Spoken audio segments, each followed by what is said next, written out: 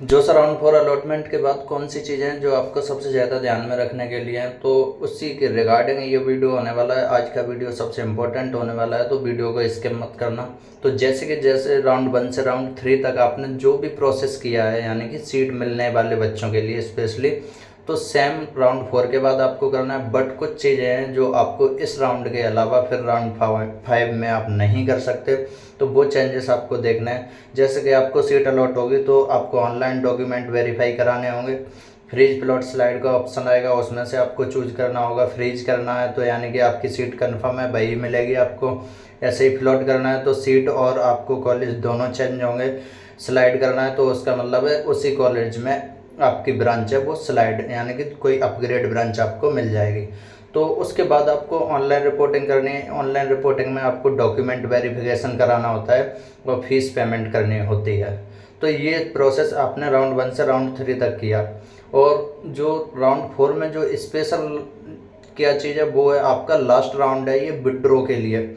अगर कोई भी बच्चा मान लो आईआईटी सीट से विड्रॉ करना चाहता है तो इसी राउंड में कर सकता है। मान लो किसी बच्चे को लग रहा है कि एनआईटी कॉलेज में अच्छी ब्रांच मिल रही है, अच्छे मान लो आईआईटी में आपको लोअर ब्रांच मिल रही है, वो बच्चा सोच रहा है कि लास्ट तक देखते हैं, अगर अपग्रेड होता है आईआईटी में तो सीट रखते हैं, अदरवाइज विड्रॉ कर देंगे।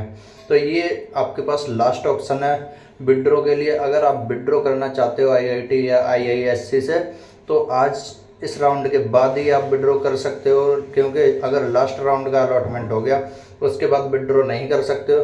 और स्पेशली इसमें ये चीज़ ध्यान देने के लिए कि जो 10 तारीख आज अलॉटमेंट होगा उसके बाद 11 जुलाई को ये विंडो खुल जाएगी कल। तो जो इसके बाद जो 13 जुलाई डेट दे रखी है, उसके बाद 14 जुलाई को रिसोल्यूशन ऑफ फीस पेमेंट, उसके बाद 11 जुलाई है। ये मत सोचना कि 14 जुलाई को ये विंडो खुलेगी।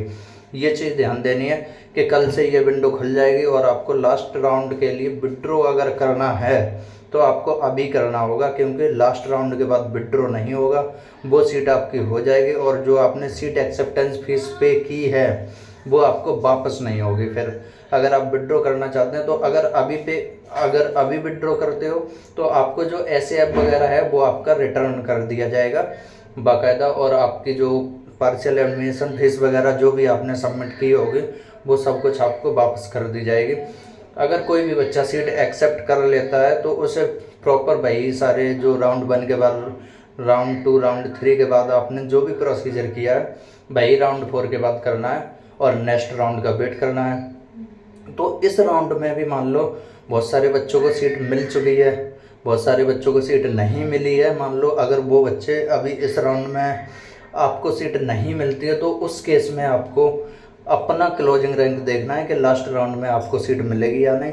तो लास्ट राउंड में सीट वेरिफिकेशन है वो बहुत ज़्यादा रहेगा, वेरी होगी जो सीट है वो बहुत ज़्यादा डिफरेंस रहेगा देखने के लिए। जैसे कि राउंड 2 में डिफरेंस, राउंड 1 के बाद राउंड 2 में काफ़ी डिफरेंस रहा था आईआईटी की सीट को, तो ऐसे ही राउंड 2 के बाद जो राउंड 3 और राउंड 4 में जो आपको डिफरेंस देखने को मिलेगा, मैंने राउंड 3 का बताया था 50 से 100 ओपन से डिफरेंस देखने को मिलेगा, तो उतना ही देखने को मिला था लोअर आईआईटीज में। तो ऐसे ही राउंड 4 में भी अप्रोक्स ऐसा ही देखने को मिलेगा। बट जो राउंड 5 में डिफरेंस देखने को मिलेगा क्लोजिंग रैंक में वो बहुत ज़्यादा होगा। इस वजह से जो भी बच्चे जिनको सीट मान लो अगर नहीं अलॉट हो रही है या लोअर है तो उनके अपग्रेड होने के चांस लास्ट राउंड में बहुत ज़्यादा होंगे। तो जो भी बच्चों को सीट मिल गई है वो अपनी सीट कमेंट कर सकते हैं, जिनको नहीं मिली है वो भी अपना रैंक कमेंट कर सकते हैं।